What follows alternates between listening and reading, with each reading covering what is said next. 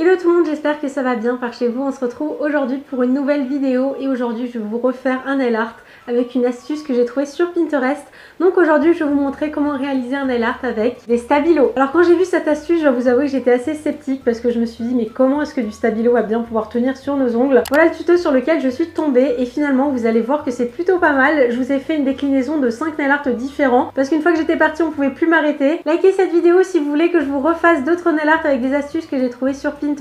Moi ça me fait beaucoup rire de tester ce genre d'astuces, d'autant plus que c'est souvent très facile avec du matériel qu'on a tous à la maison. D'ailleurs je suis sûre que notre maison regorge d'encore plus d'accessoires qu'on peut utiliser sur nos ongles. Vous pouvez également vous abonner à ma chaîne si ce n'est pas encore fait pour ne rater aucune de mes vidéos. Enfin voilà, je vous laisse sans plus tarder avec ces images et c'est parti. Comme d'habitude, je commence ce nail art par appliquer une couche de base pour protéger mes ongles du pigment du vernis et assurer une meilleure tenue du nail art sur mes ongles. Et vous êtes encore super nombreuses à me demander si on peut appliquer du top coat à la place. Et non, il faut absolument que ce soit une base parce que ce n'est absolument pas la même formulation que le top coat.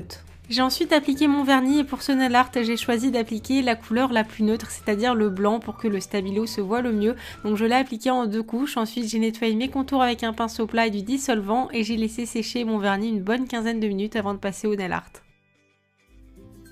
Alors la première chose que j'ai essayé de faire, c'est un dégradé entre 2 couleurs. Donc j'ai pris du jaune fluo et du orange fluo. Alors sur la vidéo, c'est vrai que les couleurs font un petit peu moins néon qu'en réalité. Comme vous le savez, le néon c'est assez difficile à prendre en photo si ce n'est avec de la lumière bleue.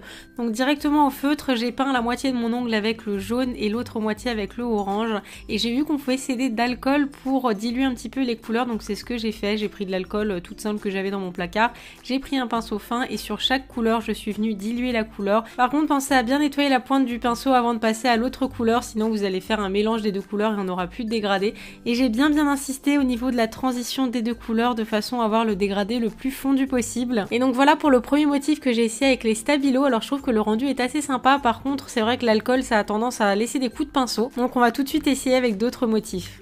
Pour le deuxième motif, je me suis servi du stabilo comme d'une encre, donc pour ça j'ai tapoté le stabilo sur une palette et avec un pinceau fin avec de l'alcool, j'ai pris la couleur et j'ai tout simplement appliqué ça sur mon ongle. Donc comme vous pouvez le voir, ça fait vraiment comme une sorte d'aquarelle. Ensuite j'ai fait la même chose avec du vert, du jaune, du rose et du bleu, enfin toutes les couleurs de stabilo que j'avais. Et j'ai appliqué toutes ces couleurs sur mon ongle. Alors bien évidemment c'est très important de nettoyer le pinceau entre chaque couleur dans l'alcool par exemple, de façon à obtenir vraiment des couleurs qui soient distinctes.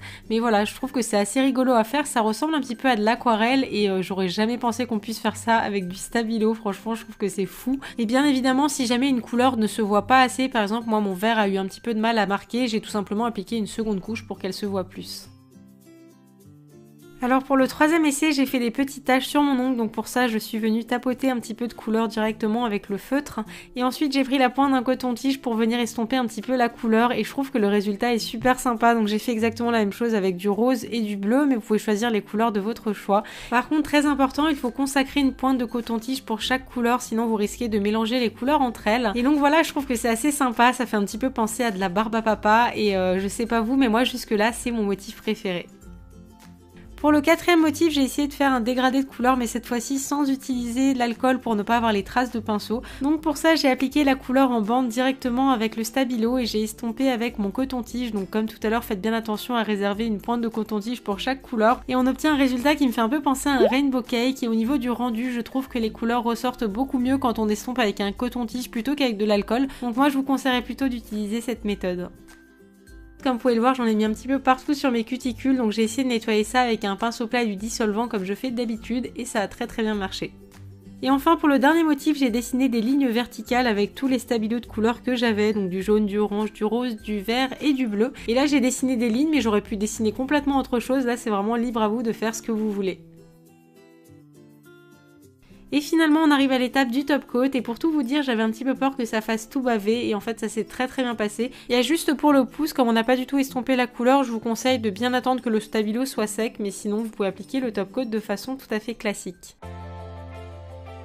Et voilà pour ce nail art, j'espère sincèrement qu'il vous aura plu. Comme d'habitude, n'hésitez pas à me montrer vos recréations de mes nail art avec le hashtag YokoNailArt ou en me taguant sur la photo sur Instagram. Je me ferai un très grand plaisir d'aller liker vos photos et de vous mettre un petit message. Nous on se retrouve très vite pour une nouvelle vidéo. D'ici là, prenez soin de vous, je vous embrasse très fort.